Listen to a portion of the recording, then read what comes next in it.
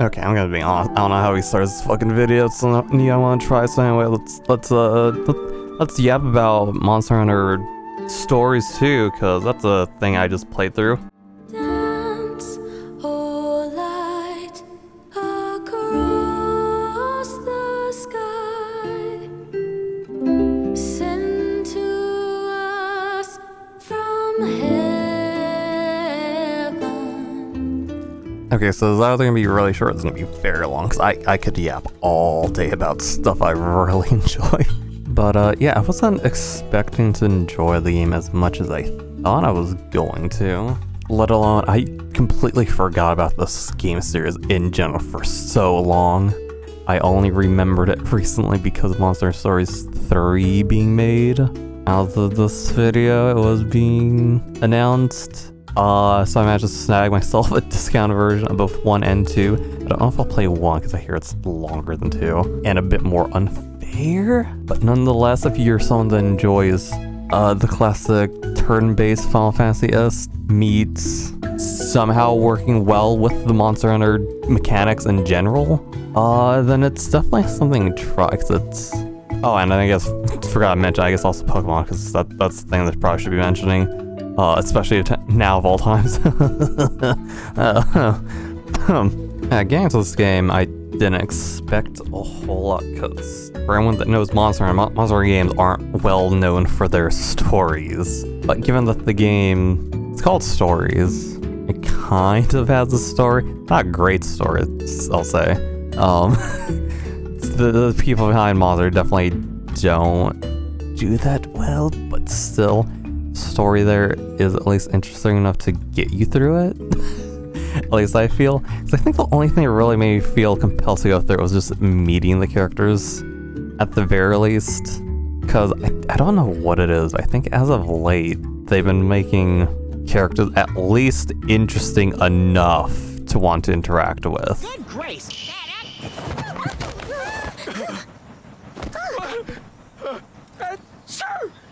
Oh! What's the matter? Oh, he's allergic to cats.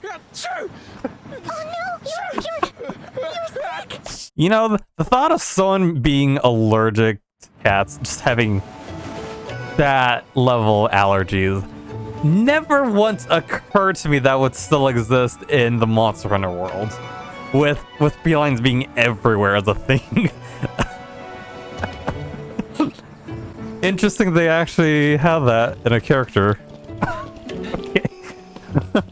Because as long as I played Monster Hunter game, these games aren't anything I've ever cared much about in general, if I think about it. It's always just been for the hunt, if anything, finding new monsters and figuring out what they make for a year. So I wasn't really expecting myself to actually enjoy as many characters as they put into this game.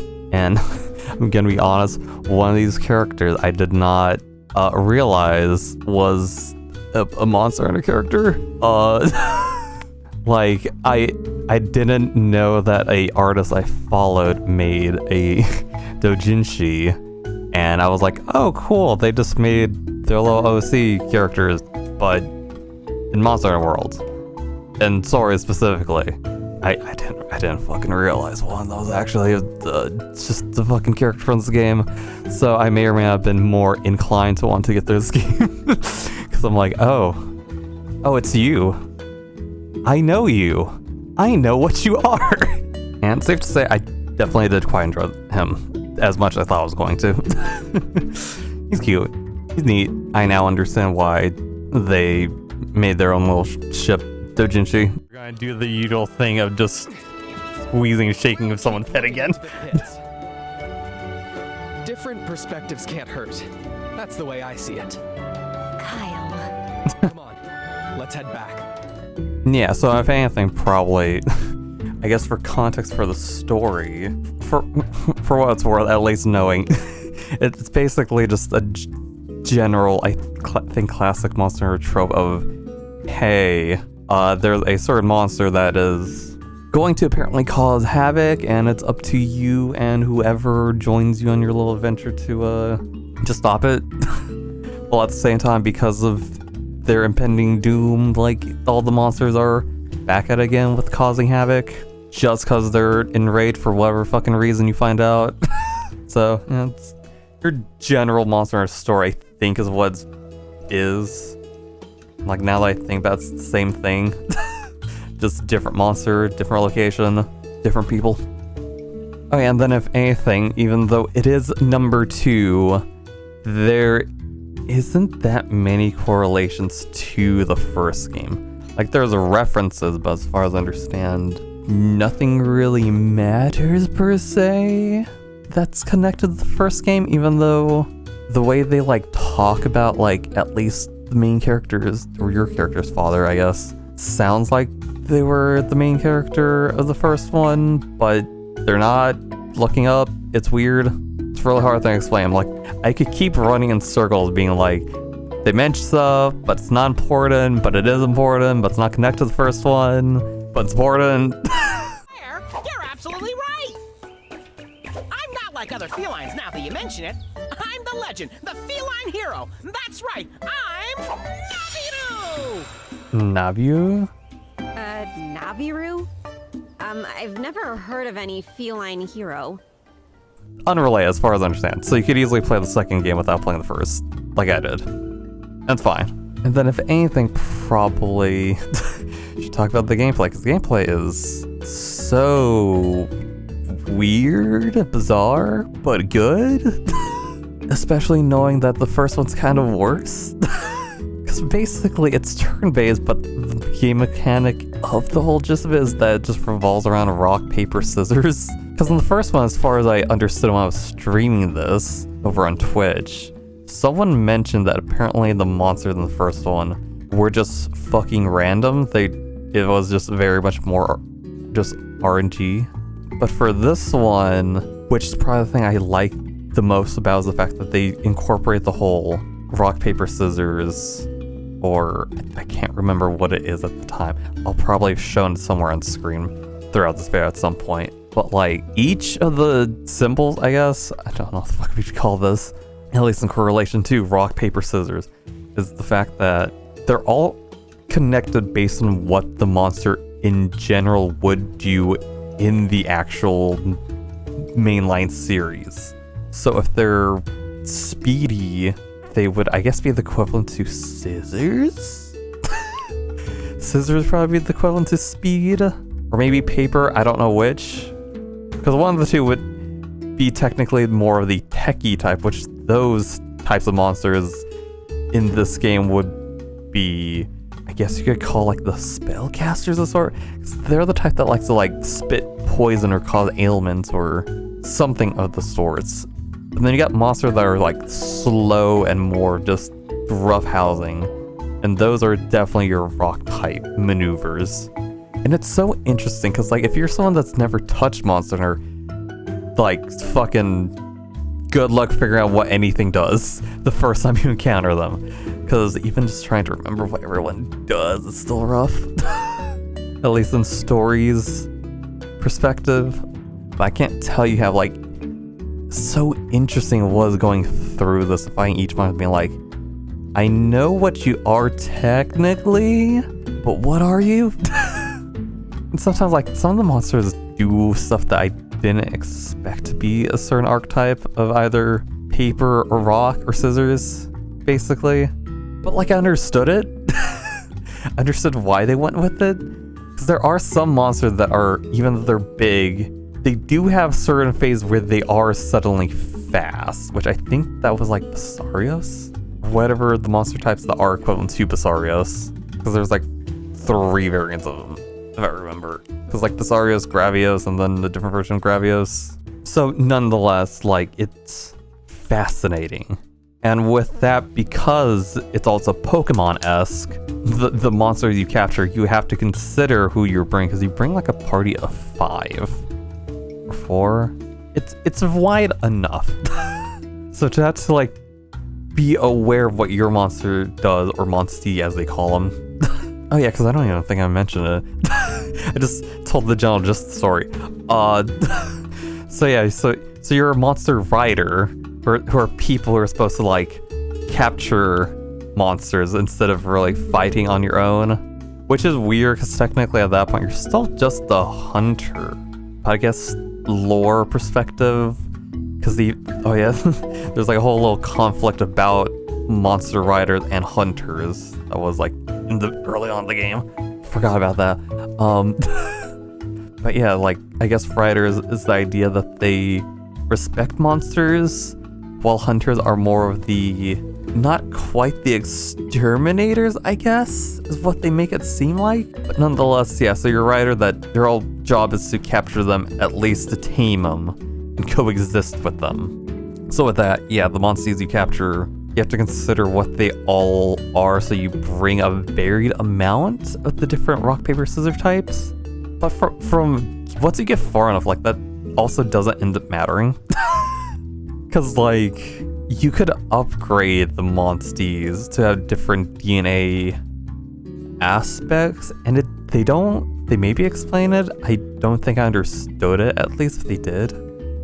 You can inherit enough of a certain archetype so that they'll end up leaning towards using certain moves. So if they're a rock type, you can have them have genes of speedsters, and then they'll just use more of the speed type moves. And that will mostly override what they would normally do, even if they're not what they are, if that makes any fucking sense. But you also could just make them stronger in general and still keep them to more of what their archetype is. Like, it gets complicated, but it's not, because a lot of getting what you need is RNG. And then I guess if anything, we could probably talk about the weapons, because there's not that many weapons. There is, but not the whole roster of what's been in the latest series. Because like, if anything, the weapon types I would have been excited to see if they implement in Monster Hunter Source 3. So if they could implement the insect glaive, or even like dual swords, or hell, even the bow guns would be cool if they implemented. But yeah, like some weapons are just missing. But I think they didn't bother putting them in just because Swords is probably meant to just be a simpler game. Even if there is complex stuff in the whole monster altering stuff. There's ways to make it complicated. But if anything, I find it interesting because I think the mechanic of stories, because in stories you get to carry 3 weapons in any fight, so there's another place where you have to keep a broad range of weapons, because each weapon in this game definitely focuses more on the pierce, slash, and blunt, because that stuff has mattered in the mainline series, but not really, because you could generally use just a weapon and be fine, or even 2, and be not caring about what type it is, and just care more if it's elemental or not elemental. But here, the element doesn't matter as much as the weapon type of damage. But because you get to bring weapons, it makes me wonder if the people who worked on the mainline series were like, you know, we should incorporate that. Because Wild implemented the ability to use 2 weapons, and that really doesn't feel as great as it should have been, I think. But I can only imagine that's the only reason why they implemented it in Wilds. Just because Stories has it, and it seemed like, I assume, people enjoyed it. So they're experimenting, I assume. And then with that, I guess the last thing I should talk about, because I don't want this baby too long, is the fact that, I guess we're going to go back to the people you meet, because even though you run in with like a party of 5 that you only have one of in any fight at any given time, you're also accompanied by a companion, and that is probably a really cool thing that they could have done for this series, because I understand it's in 1 as well. It's obviously going to be in 3 because it's their gimmick, but it's interesting because I think the Wild is basically more or less trying to also implement this idea for anyone that's trying to play solo. But like, you're able to be accompanied by other riders, I guess is what the thing is, because I assume it was only riders on the first one. And here, at the very least, unless I'm wrong, because I haven't played the first one, so you can correct me. It's not something I looked up. But you're also accompanied by, I think it's like 2 hunters, if I recall the party roster. Because it's like 3 riders and 2 hunters that you get to be accompanied by. And at least by the time you finish the game, because as you go through the main game, you get to at least try everyone at least once. And at the very least, for me, I don't know fucking why, but Kyle, is the only one that works best with me. I don't fucking know why. Everyone has like their little niche or whatever that they're good at, what they do, their purpose, either the support, just raw DPS, tank, whatever. Kyle, for whatever reason, doesn't fail me as much as the others. I don't know why. Something about his AI is just better. I assume. Or I'm just luckier with him. I don't fucking know why. Fuck, maybe it's just that yaoi ship.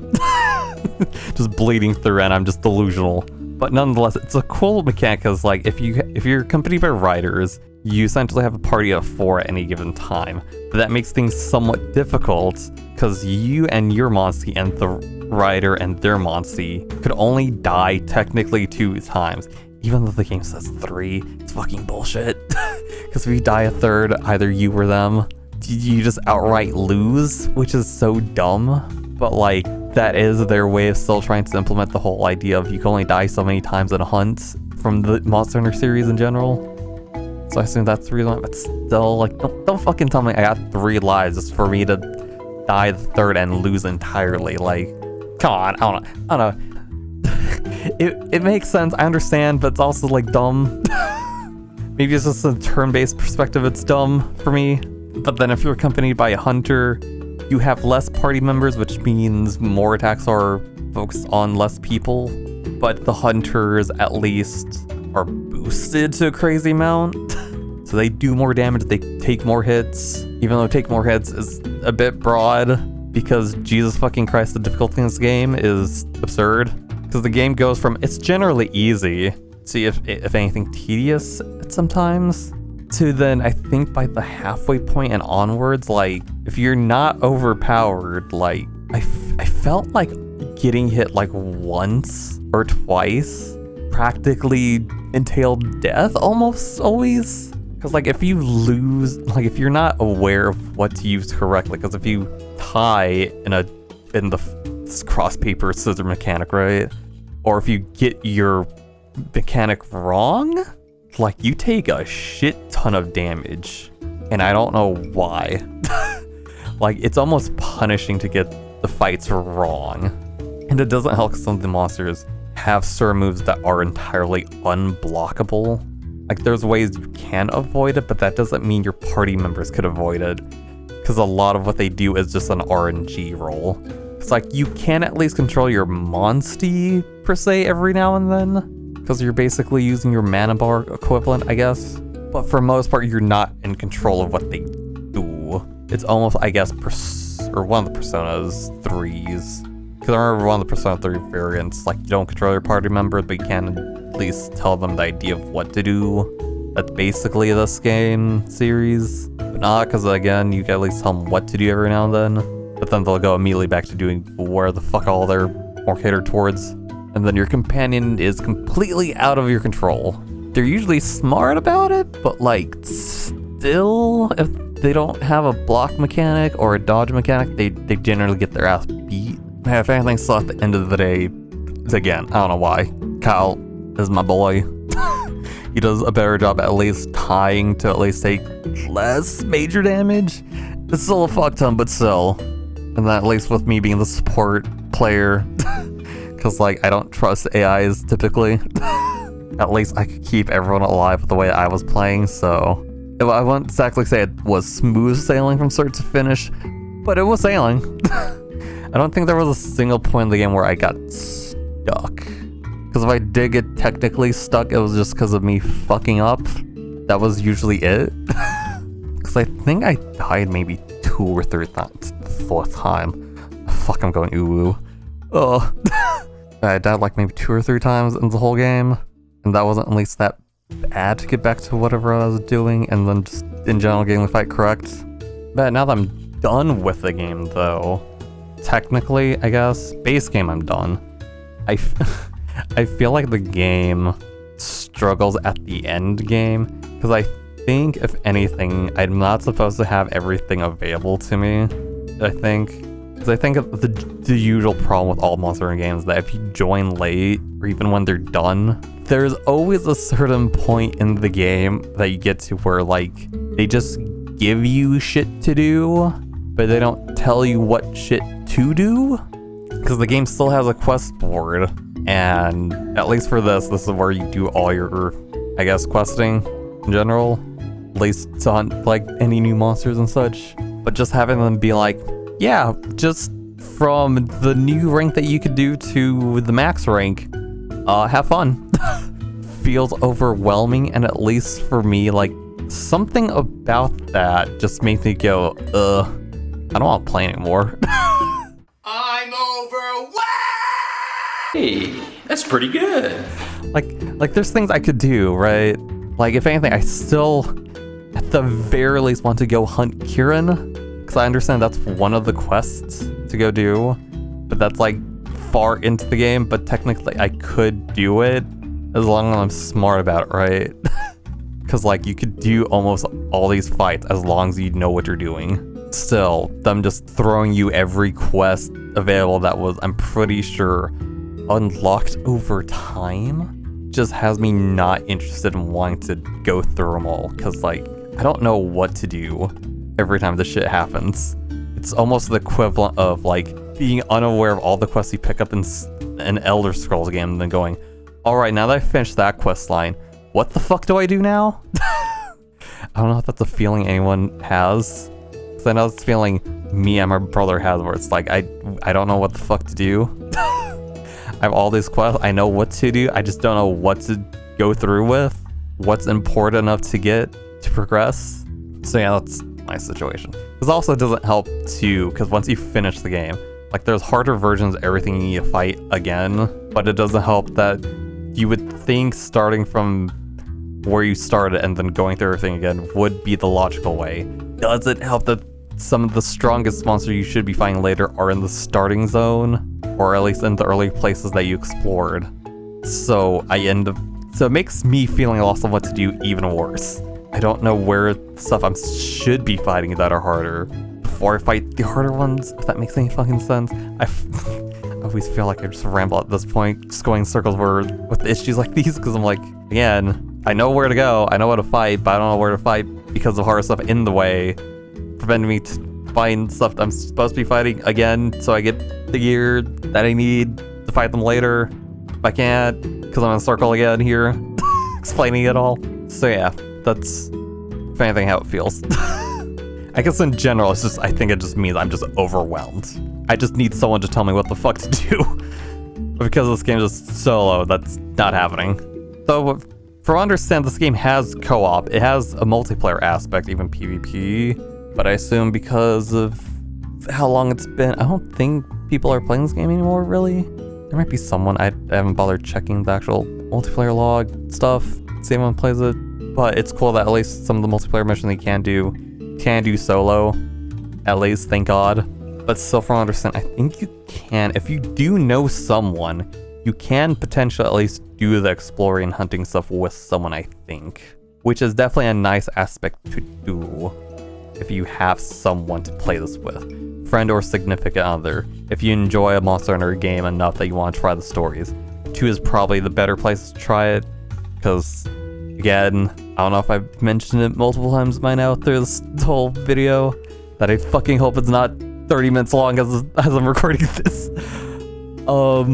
Yeah, it's probably much easier exploring through the game after you're done with someone else, if you have someone. Otherwise, hopefully you're not the type like me to be overwhelmed to not know what the fuck to do. It's pain. But yeah, if anything, I could probably keep ranting forever. I could probably make this video fucking 2 hours long, maybe. Just going off about all the little things I love about, because, oh my god, it's adorable, it's fun, it's serious at times, but it's definitely still just a little anime goof nonsense of a story to go through. Cliche story stuff, if anything, as well. But again, story isn't really what you play Monster Hunter games for, even if this is meant to be story focused. But still, it's fun. I really wish I played it sooner, because it's really surprising how well they mixed all this mechanics together. Like, it doesn't sound like it should work, but it works. Even if it's a bit rough. And the first one probably being even more rough, with RNG being absurd everywhere. itself, anything has me very excited for 3 once that comes out. I don't know if I'm going to buy that day one, because there isn't really characters that has me interested per se like this one. Because Geoscrat, if I knew Kyle was a thing sooner, I probably would have bought this game sooner. But nonetheless, yeah, it's definitely something I would recommend trying. So if anything, probably done this sooner. I'd say that's where we probably should rate this. I'd say this probably, if anything, a satisfied, Benoit loving Kyle out of 10. Take that as you will.